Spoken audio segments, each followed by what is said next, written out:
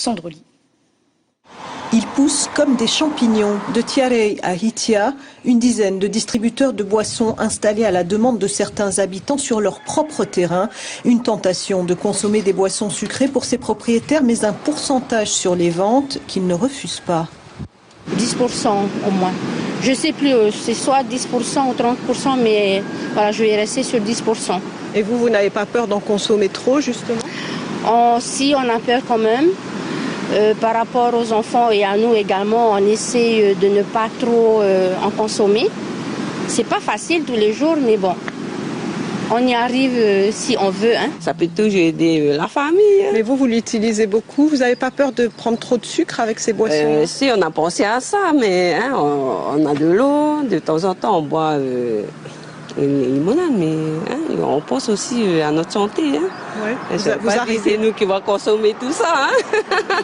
Vous arrivez à vous restreindre un petit peu? La consommation électrique reste à la charge des propriétaires.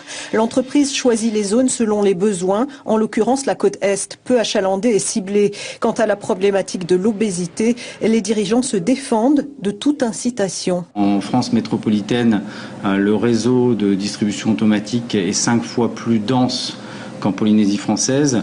Et pour autant, le taux d'obésité est beaucoup moins élevé.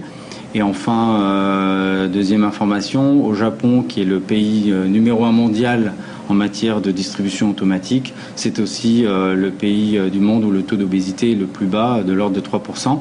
Donc on ne peut pas dire qu'il y a une relation de cause à effet. Je crois que le problème est beaucoup plus complexe que ça. Plus complexe aussi côté politique de santé. Même si le taux de sucre dans les boissons pourrait être réglementé, le ministre avoue n'avoir aucun pouvoir sur ce type de commerce. Je n'ai pas de pouvoir pour interdire aux entreprises de s'installer là où elles ont eu l'autorisation. Peut-être qu'il y a eu des propriétaires qui ont donc accepté à ce qu'on installe en bord de route chez eux. Et j'espère que la conscience individuelle va l'emporter sur une consommation excessive de boissons sucrées. 670 millions de francs sont alloués à la politique de prévention pour 2016. Le parc des distributeurs automatiques aurait, lui, diminué de moitié depuis 10 ans.